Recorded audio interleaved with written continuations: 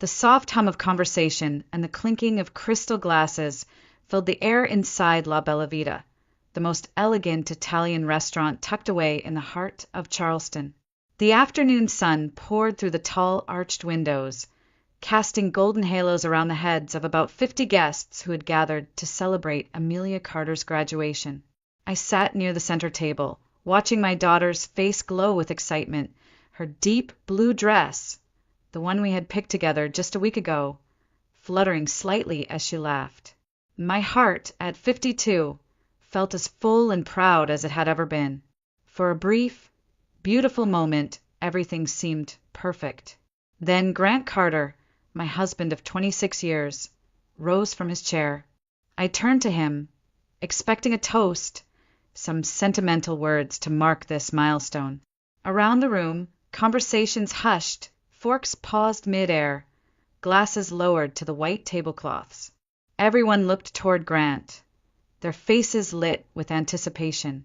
Amelia beamed at her father, her hands clasped tightly in her lap.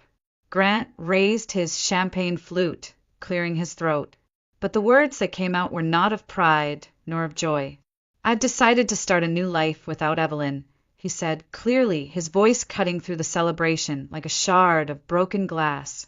The room froze. A fork clattered to the floor somewhere to my right. I heard a soft gasp from one of my friends seated nearby, the kind of gasp you make when watching a slow-motion car crash but being unable to turn away. I felt, more than saw, every pair of eyes shift to me, waiting for the eruption, the shouting, maybe even the cinematic slap across the face they'd expect from a scene like this. But I did none of that. I simply blinked once, twice, as the words sank into the warm, festive air and turned it icy cold. Grant stood awkwardly, his glass trembling slightly in his hand, daring me to react, bracing himself for the chaos he thought he had unleashed. I could see the fear flicker in his eyes when he realized I wasn't moving according to his script. Slowly, deliberately, I reached for my napkin, folded it neatly, and placed it beside my plate. Then, with the same calm precision, I pulled a cream-colored envelope from my purse and set it on the table in front of him. My voice, when it came, was steady enough for everyone to hear, cutting cleanly through the heavy silence. "This is a gift for you," I said.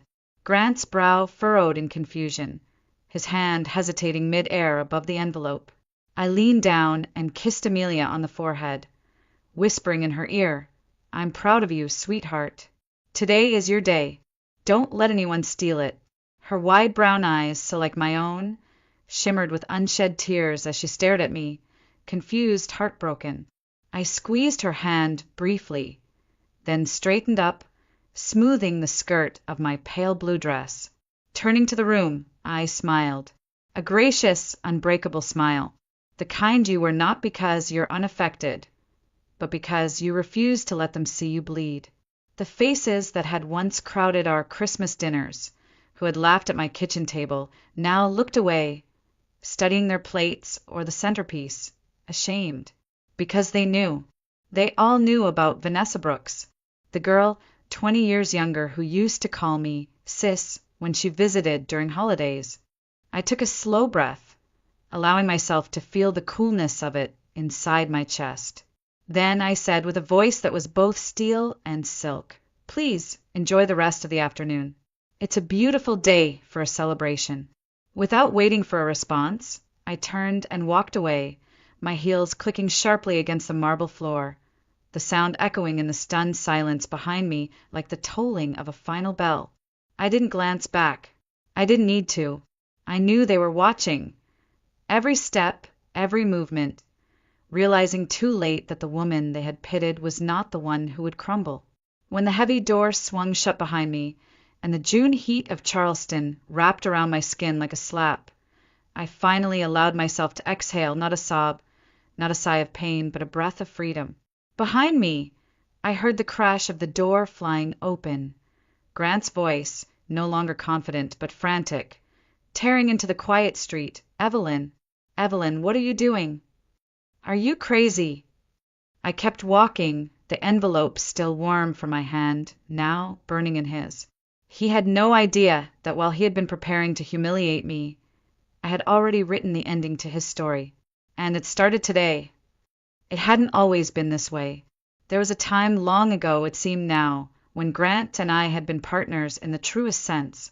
We had built a life together from nothing, braving sleepless nights, tight budgets, and silent prayers for a better future. Or, at least, I had believed we were building it together. The first crack in that illusion appeared on an ordinary January evening, 6 months before Amelia's graduation. Grant was, as usual, working late. A client meeting in Hilton Head, he said, though the tone in his voice had started to carry a rehearsed flatness that I couldn't ignore. I sat at the kitchen table, flipping through the year-end bank statements, my plan simple. Check the numbers, pay a few lingering bills, and maybe, for once, allow myself a glass of wine without worry. I wasn't even looking for anything. Not really. Maybe some part of me still wanted to believe. But there it was, a small charge from a jewelry store in Atlanta, a place we had never shopped at, a place he hadn't mentioned. A cold sensation, like the slow creep of winter frost, spread through my veins. Grant wasn't a jewelry man, and it certainly wasn't a gift for me. I leaned back in my chair, staring at the transaction. A tiny seed of dread rooted itself deep inside me. I tried to brush it off. Maybe a client gift? Maybe an innocent explanation? But as I paged deeper into the statement, the seed began to sprout twisted branches. There were more charges.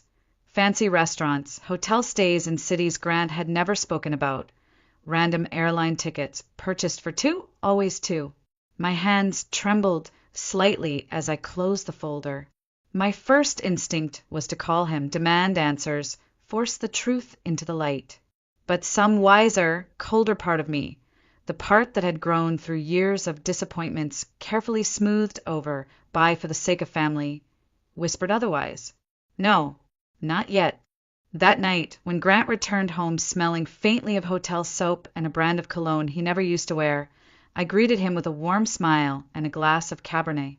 I asked him about his meeting, listened to his rehearsed answers, and nodded like the loyal wife I had been trained to be. But inside, something monumental shifted. I would not confront him. I would not scream or beg or cry. I would wait.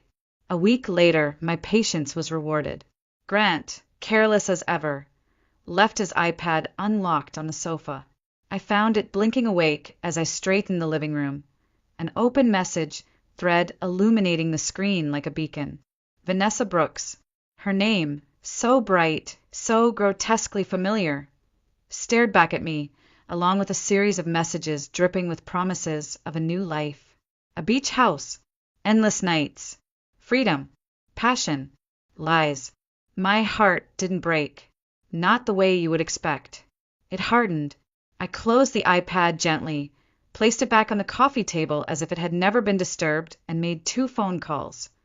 One to Margaret Maggie Lawson, a divorce attorney I'd met years ago at a women's finance seminar, and one to Jason Hart, an old friend of my brother's who worked as a private investigator. If Grant thought I would simply collapse, he had underestimated me. Maggie wasted no time. Over steaming cups of coffee in her sunlit office, she flipped through the original prenuptial agreement that Grant had once insisted upon before our marriage, back when I had the stronger financial standing, when he had been the one worried about betrayal.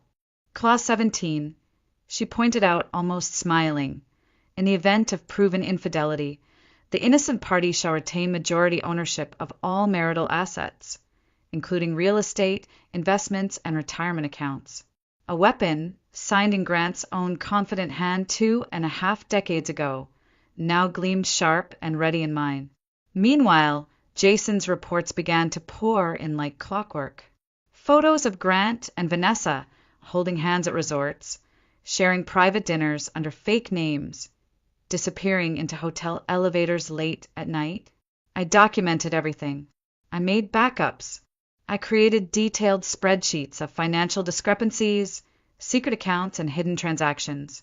I became a ghost in my own marriage, smiling through dinners, laughing at family gatherings, pretending nothing had changed, while beneath the surface, Every step I took led me closer to freedom.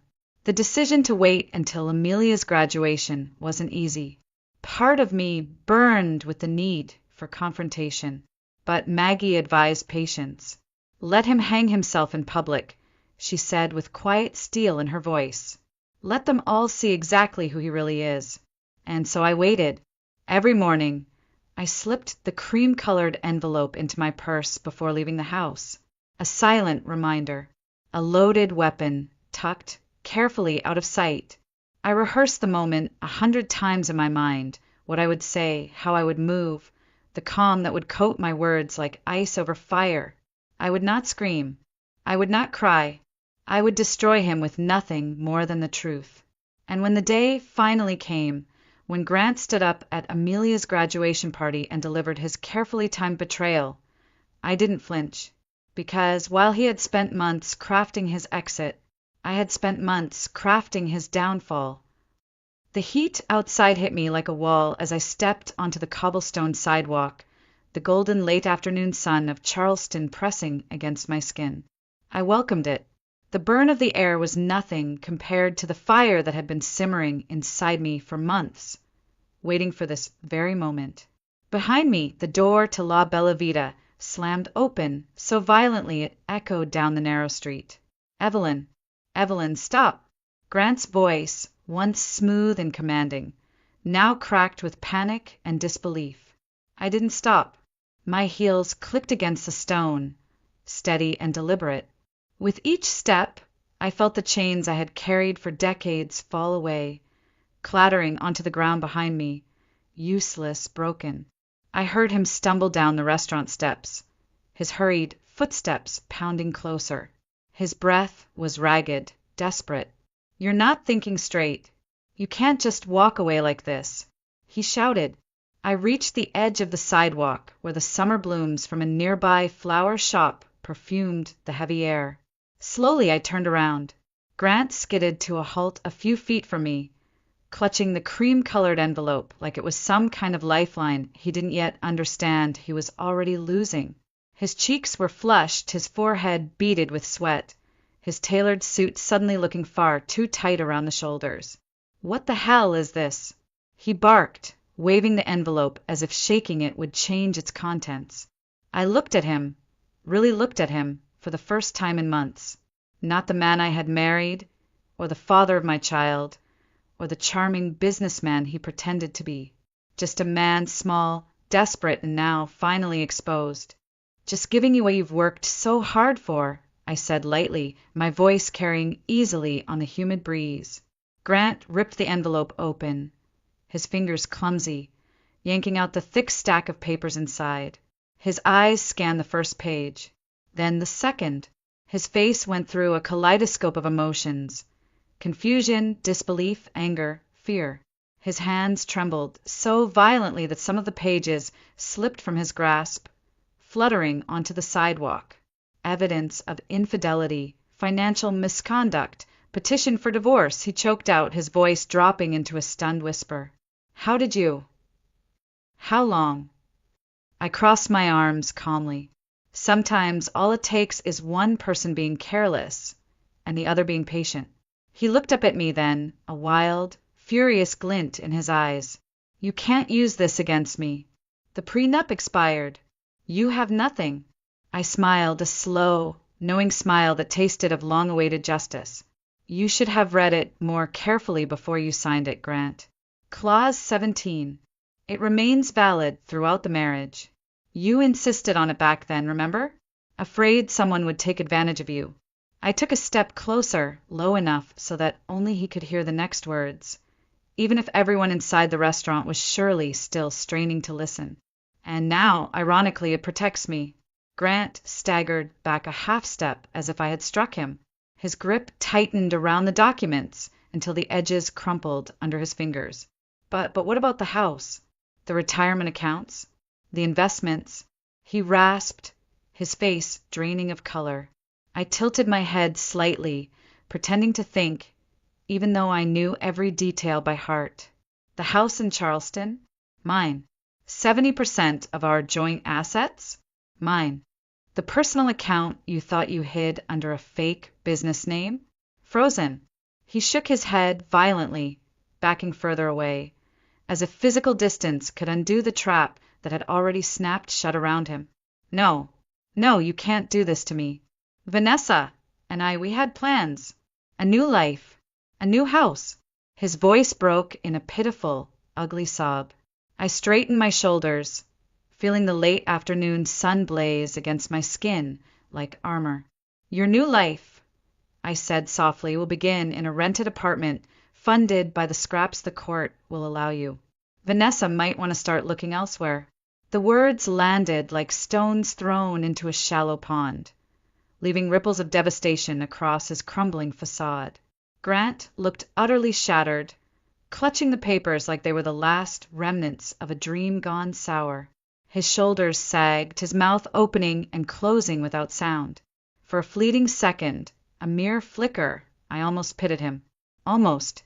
But then I remembered every lonely night, every lie, every smile he gave another woman while pretending to be mine. And whatever mercy might have stirred inside me vanished like mist under the Charleston sun. A taxi pulled up to the curb, its engine humming quietly. Without sparing Grant another glance, I raised my hand and stepped toward it. As I opened the car door, I turned back one last time.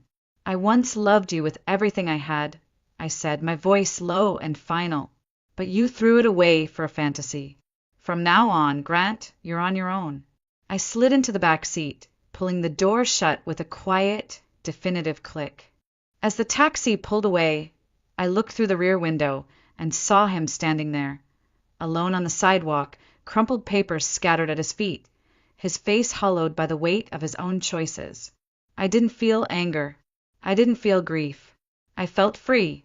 By the time I arrived back at the house, the sun had dipped low over Charleston, bathing the red bricks and iron balconies of the historic district in a molten gold. It should have been a comforting sight, a place that once symbolized home, family, security. Instead, it felt like walking into a mausoleum of a life that no longer belonged to me. I set my purse down on the worn oak table by the front door and turned on a single lamp in the living room. The soft, warm light spilled across the walls, illuminating the countless family photos Grant and I had hung over the years. A smiling Amelia at 3, covered in chocolate cake, Grant lifting her onto his shoulders at a county fair. The three of us posing proudly in front of this very house when we first bought it. I stared at those photos for a long moment, not with sadness, not even anger, just a kind of quiet finality, as if saying goodbye to ghosts. I had just settled onto the couch, pulling my laptop into my lap to review the final paperwork Maggie had sent, when the front door slammed open with a force that rattled the frame. Evelyn. Grant's voice tore through the house like a thunderclap. I heard the sharp, heavy thud of his shoes crossing the floor, each step filled with frantic, clumsy energy. I closed my laptop slowly and placed it on the coffee table. Then I sat back, my hands folded calmly in my lap, and waited. Grant stumbled into the living room, his face a storm of anger, fear, and confusion. He clutched the crumpled envelope and documents against his chest like a drowning man clutching driftwood. "You can't do this," he shouted, pointing a trembling finger at me. "You can't just tear everything apart over one mistake." I tilted my head slightly, studying him as if he were a stranger who had wandered into my home. "Sit down," I said, my voice smooth, unyielding. But he didn't sit. He paced back and forth, like a caged animal, running his hands through his disheveled hair, muttering under his breath. "They canceled the lease," he blurted suddenly, turning toward me, his eyes wide with disbelief. "The apartment Vanessa and I were going to rent, they just called. Said my application was denied. Something about suspicious financial activity." I leaned back into the couch, crossing my legs leisurely. "That's because your credit file was flagged," I said coolly. "Several unexplained transactions triggered a fraud alert. The brokerage firm called the house phone to verify." I answered. His mouth opened, but no words came out. "And that's not all," I continued, my voice slicing cleanly through the thick, tense air. That secret account you hid under the fake consultancy business? It's frozen under a temporary court order. You have no liquidity, Grant. No collateral. Nothing. He stumbled backward, collapsing into the armchair across from me, burying his face in his hands. The sight of him, this man who once strutted through life so sure of himself, now reduced to a heap of regret and broken pride, was almost surreal. I just wanted a better life, he muttered, his voice hoarse. Vanessa and I, we had plans. We were going to start over. Then start, I said, my voice as gentle as a scalpel. Start by paying rent on time. Start by covering your own electric bills. Start by living with the consequences you created. Grant looked up at me then, his face twisted with anger and desperation. You're ruining my life over one mistake.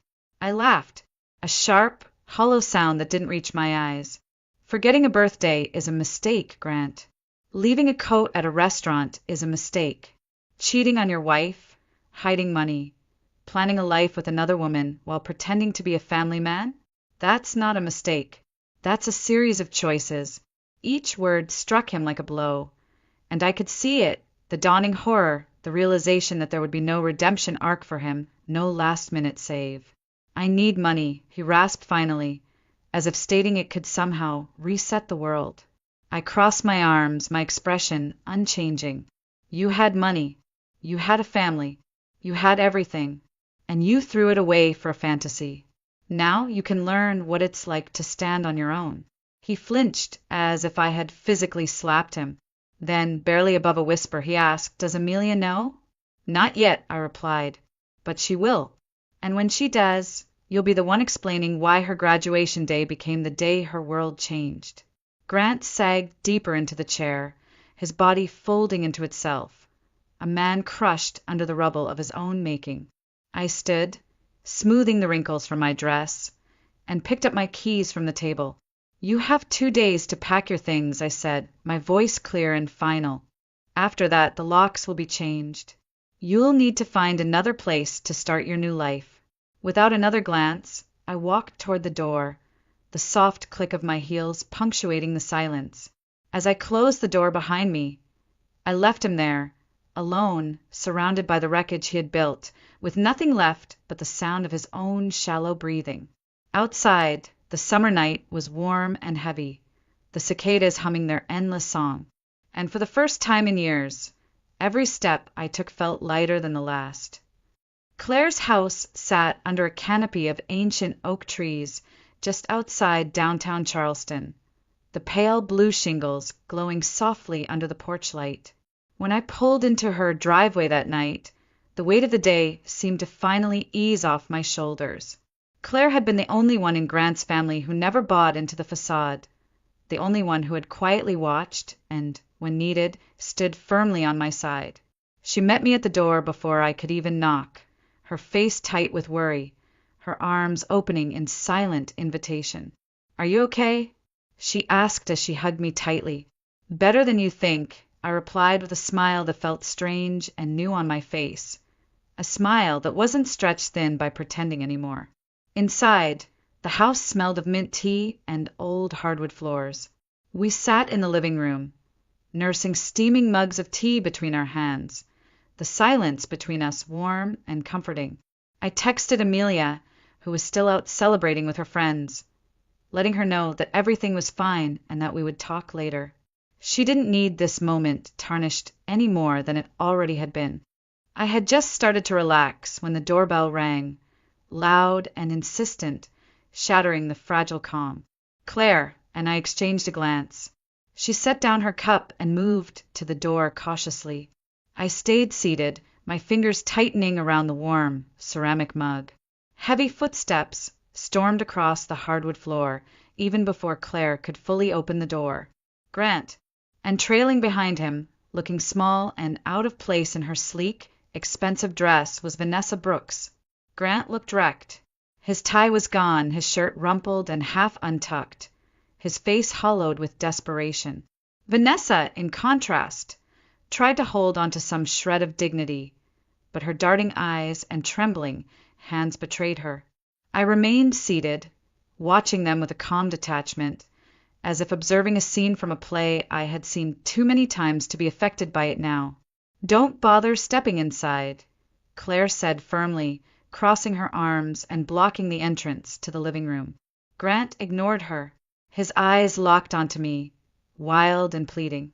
"Evelyn, we need to talk." "We've talked enough," I replied coolly, not bothering to rise from my seat. Vanessa shifted awkwardly beside him, glancing around as if searching for a lifeline that didn't exist. She hadn't expected this, hadn't expected to find herself on the outside looking in. The back door creaked open, and Amelia entered, her graduation gown now replaced by jeans and a simple blouse. She froze at the sight of her father and Vanessa standing in the doorway, the tension in the room crackling like static. "What are you doing here, Dad?" she demanded, her voice sharper than I'd ever heard before. "I just wanted to explain," Grant stammered, taking a hesitant step forward. "Explain what?"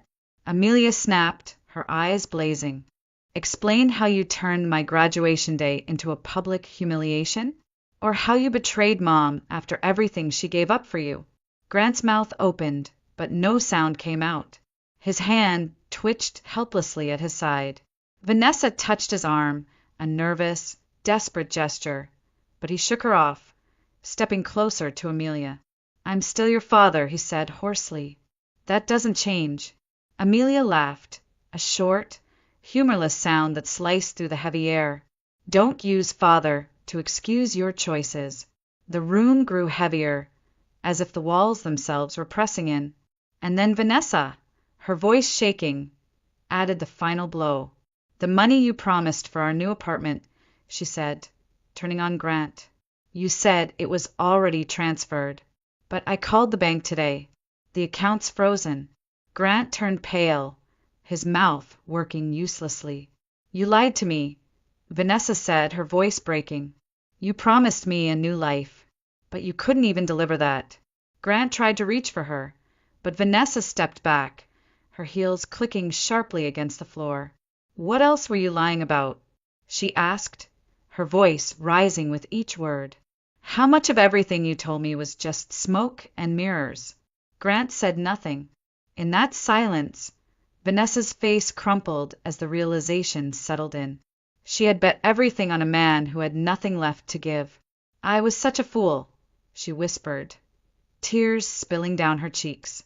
Without another word, she turned and fled through the door, her departure punctuated by the heavy slam that rattled the windows.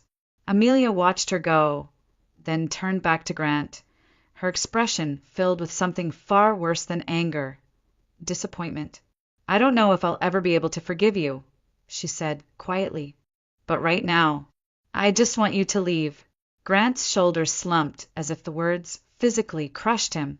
He opened his mouth, perhaps to plead, perhaps to excuse, but no words came.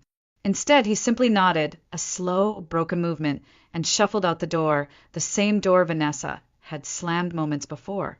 When it closed behind him, Claire came over and placed a firm, reassuring hand on my shoulder. Amelia crossed the room and sat beside me, resting her head against my shoulder like she used to when she was little. None of us spoke. We didn't need to. The silence between us was no longer heavy. It was healing. A new beginning had quietly taken its first breath in the ruins Grant had left behind.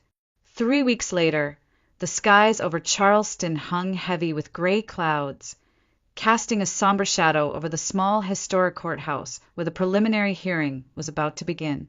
I sat quietly at the plaintiff's table, my hands folded neatly, my breathing even, my heart steady.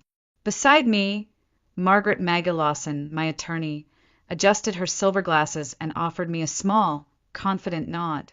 She had dressed in a sharp navy suit, her every movement exuding an effortless authority that filled the room even before the judge entered. Across the aisle sat Grant. Gone was the man who had once walked into a room with swagger and charm. He fidgeted in his seat, tugging nervously at the frayed strap of his worn leather watch. His face was paler, thinner, as if the weeks of scrambling and losing had worn him down to something brittle and hollow. Next to him sat a young lawyer. A boy, really, who looked barely old enough to rent a car, let alone defend a complicated divorce case involving prenuptial agreements and financial misconduct. Maggie leaned closer to me, her voice a low murmur. "Don't worry," she said, her lips curving into a faint, almost amused smile. He brought a lamb to a wolf's den. The bailiff called the courtroom to order, and the judge entered, a stern-looking woman with sharp eyes that missed nothing. She rapped her gavel once and motioned for opening statements. Maggie rose smoothly. She spoke with clarity, without a hint of drama or embellishment, laying out the facts like iron rails. The prenuptial agreement, she explained, was still legally binding. Grant had breached the fidelity clause. The financial misconduct, backed by clear documentation, was substantial enough to warrant the freezing of all marital assets until final division could be ruled. She presented the evidence, financial records, photographs, private investigator reports, all meticulously organized and irrefutable. When she finished, the room seemed to exhale, a collective sense that something inevitable had just rolled into motion. Grant's young lawyer stood next, visibly swallowing hard before speaking. "Your Honor," he began, his voice slightly shaky, "we argue that the prenuptial agreement has lapsed over time due to lack of renewal or review, and thus—" The judge's hand shot up, silencing him mid-sentence. Without even glancing at him, she flipped through the thick file in front of her, her brow furrowed in concentration. After a long, tense moment, she spoke. "Clause 17," she said crisply, tapping the page with her pen, "states clearly that the agreement remains in effect throughout the marriage and any dissolution proceedings. No expiration date is indicated. This argument is dismissed." The young lawyer flushed bright red, his mouth opening and closing uselessly. The judge closed the file with a sharp thud that echoed through the small room. "The court finds the prenuptial agreement valid," she declared, her voice as final as a slammed door. "The plaintiff has provided sufficient evidence of a serious breach of fidelity. Marital assets will remain frozen pending final division." Grant slumped visibly in his seat, his body curling inward like a dying leaf. "And regarding residence," the judge continued, barely sparing him a glance, "the plaintiff, Mrs. Evelyn Carter, shall have temporary exclusive use and management of the marital home. The defendant shall have access only to his personal account, limited to essential living expenses." Grant's lawyer stammered, trying to object, but the judge shut him down with a raised hand and a cold stare. "I have reviewed the transaction records," she said sharply. "The defendant's behavior necessitates protection of the plaintiff from further financial loss." Maggie smiled faintly, as if she had anticipated every move before it even happened. She gathered our papers neatly, not a hair out of place. The gavel struck the bench again. The hearing was adjourned. I stood, smoothing my dress, feeling a sense of quiet triumph settle deep in my bones. Grant remained frozen, staring down at the scuffed wood of the defense table as if trying to sink into it. As I walked past him toward the exit, I heard his footsteps scramble behind me, quick and hesitant. "Evelyn." "Please," he croaked, his voice breaking. I stopped and turned, meeting his desperate, hollowed-out gaze with calm, steady eyes. "We once loved each other," he said, the words spilling out as if they might still mean something. "I did love you," I said, my voice quiet but sharp as glass. "But I love myself more now. And loving myself means not forgiving betrayal." Grant opened his mouth, but nothing came. His shoulders sagged further, his figure folding in on itself like a house collapsing after the foundation rots away. I turned and walked down the courthouse hallway, the echo of my footsteps a steady drumbeat in the heavy silence behind me. Outside, a soft drizzle had started to fall, the rain kissing the cobblestone streets in soft, rhythmic taps. I stood under the old iron awning for a moment, breathing in the clean, wet air, feeling a profound sense of peace settle over me. Today wasn't just about a courtroom win. It was about reclaiming the life I had given away for far too long. News travels fast in Charleston, faster still when it's about a once respected man falling from grace. Within weeks of the preliminary hearing, the whispered rumors that had hovered on the fringes of our social circles turned into cold, undeniable facts. Grant Carter, once the life of every charity gala, the golden boy of every networking event, had become little more than a cautionary tale. Lauren Brooks, the woman he'd gambled everything on, packed her designer bags and left within days of the court freezing his assets. A mutual friend told me she'd been overheard at a bar downtown, muttering bitterly into her drink, "I didn't sign up to love a broke man." Grant's fledgling real estate consultancy, which he had once boasted would turn him into a mogul, collapsed almost overnight. With no financial backing, no goodwill left in the community, and no allies willing to throw him a lifeline, the company office was emptied within a month. The sign above the door, once gleaming in bold letters, was hastily removed. A flimsy for lease notice took its place. Friends, or those who had once called themselves that, evaporated like dew in the morning sun. No more golf outings. No more lavish dinners at waterfront restaurants. No more Sunday brunches filled with hollow laughter. Grant had spent years building a life of appearances, and when the foundation cracked, the entire facade crumbled. Some acquaintances, emboldened by his downfall, reached out to me tentatively, trying to reforge connections they had long neglected. I answered their calls with polite indifference, declining every coffee invite, every just catching up text message. They hadn't stood beside me when I needed them. I had no use for them now. While Grant floundered in the wreckage he had created, I began piecing together something far more meaningful. It started small. A modest office space on the second floor of an old brick building in historic downtown Charleston, a sun-drenched corner overlooking a park where the oak trees dripped Spanish moss and the scent of magnolias filled the air. I signed the lease with a trembling hand, equal parts fear and exhilaration bubbling in my chest. On the frosted glass door, I placed a simple name, Evelyn Carter Life Strategies. I wasn't just building a business. I was building a lifeline for myself and for other women who had been blindsided by life's brutal turns. At first, I took on only a few clients, women navigating divorce, widowhood, sudden career shifts, sitting across from me with tear-streaked faces and trembling hands, not knowing where to begin. I knew that fear. I had lived that fear. "We'll start right where you are," I would tell them gently, "and you won't have to walk it alone." Word spread quickly. Lawyers began referring clients. Therapists, too.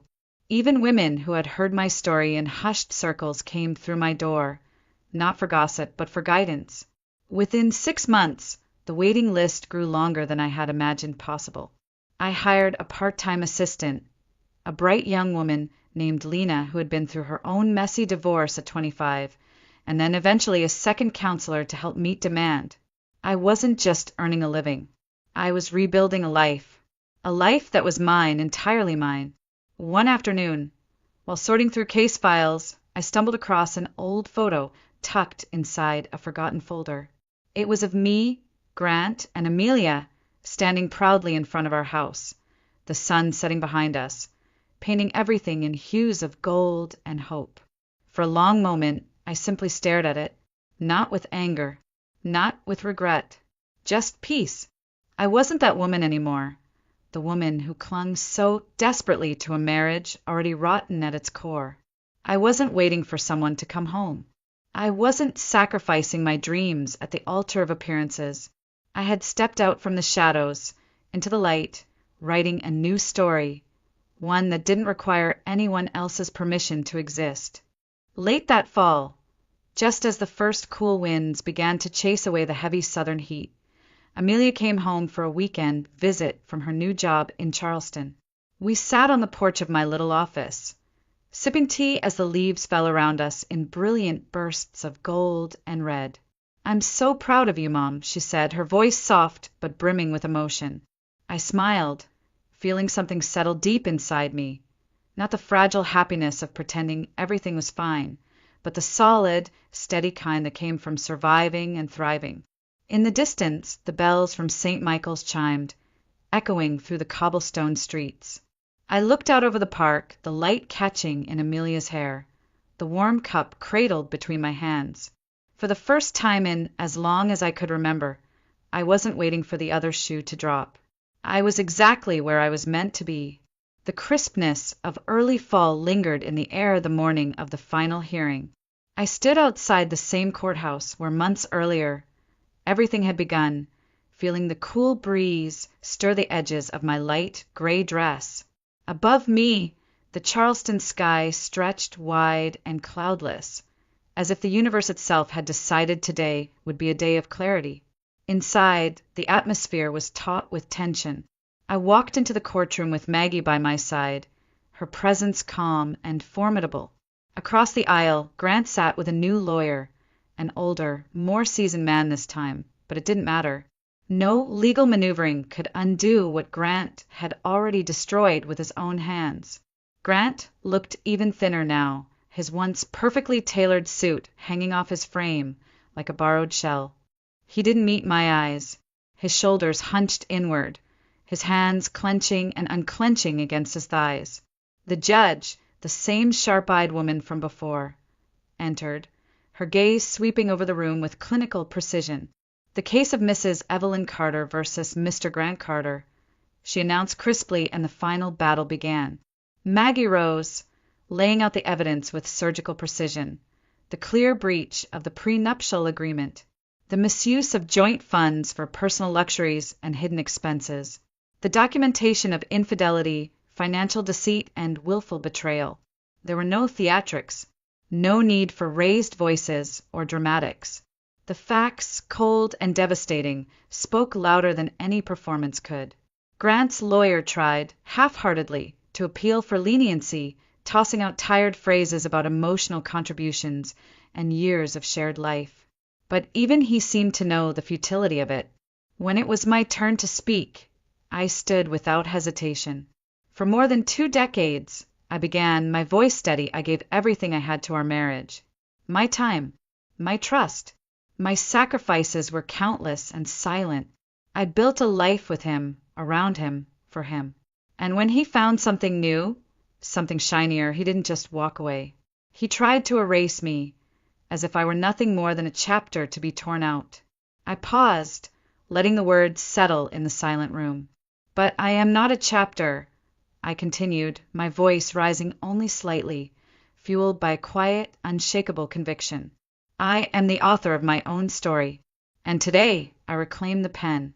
The judge nodded once, her face unreadable. 3 hours later, after reviewing the mountain of evidence one final time, she delivered her ruling. In accordance with the prenuptial agreement and based on overwhelming evidence of misconduct, she declared, the court awards Mrs. Evelyn Carter full ownership of the marital home, retains her individual retirement accounts, and grants her 70% of the joint assets, including all investments and savings accounts. Grant was awarded only his personal belongings and what little remained of his individual checking account.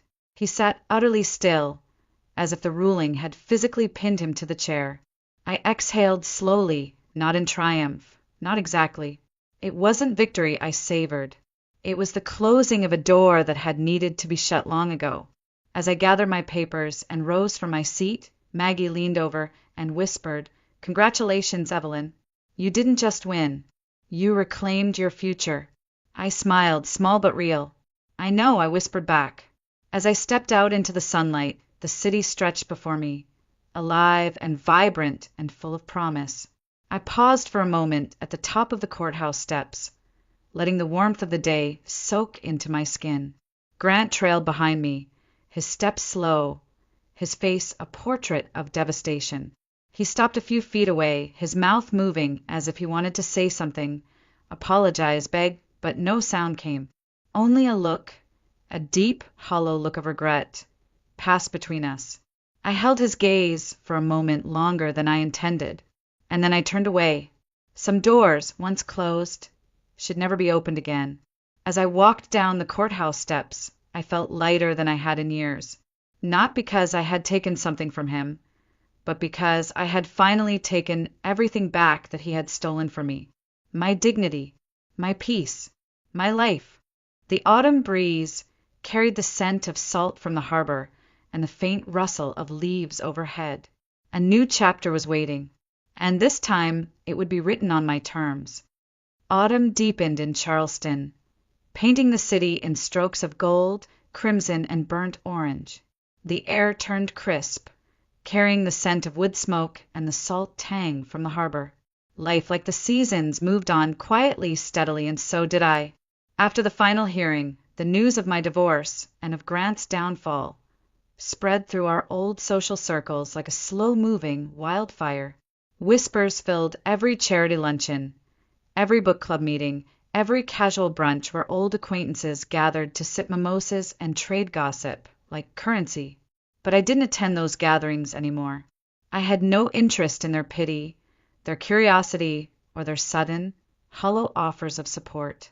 My world had shifted beyond the shallow waters where I once tread carefully, trying not to make waves. Now I sailed in deeper seas on my own terms.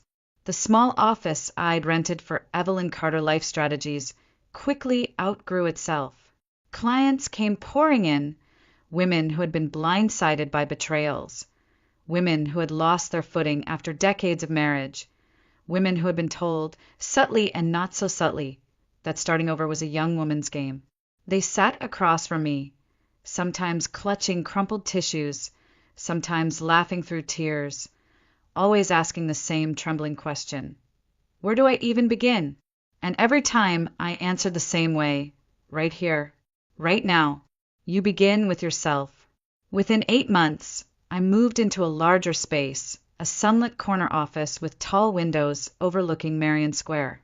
I hired Lena full-time, and then another counselor, and eventually expanded into offering small workshops, budgeting after divorce, career rebuilding for women over 40, financial literacy for widows.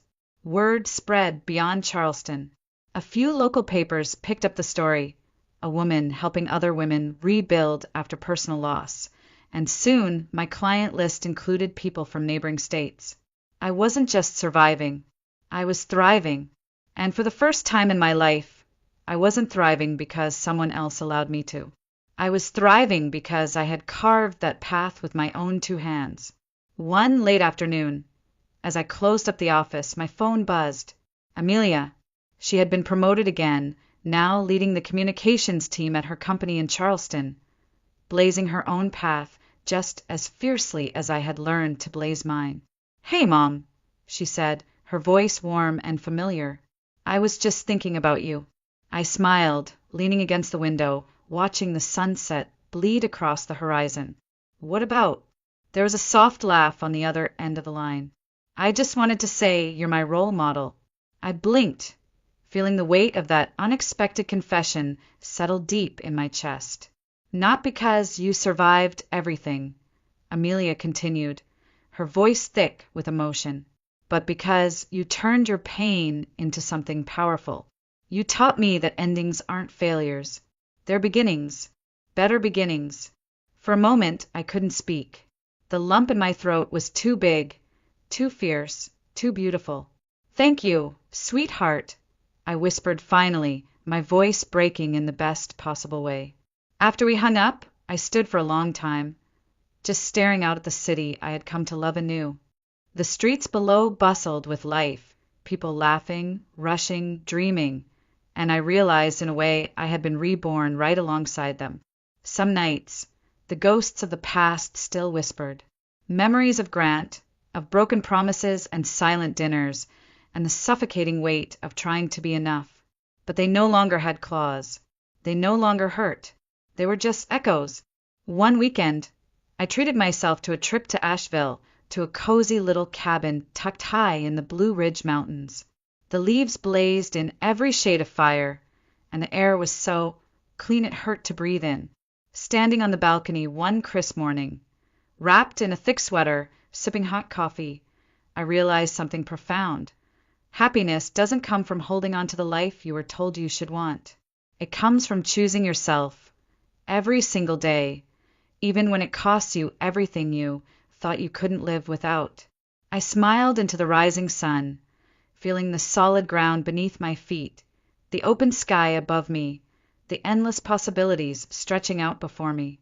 Evelyn Carter was no longer a supporting character in someone else's story. She was the author. And this time, she was just getting started.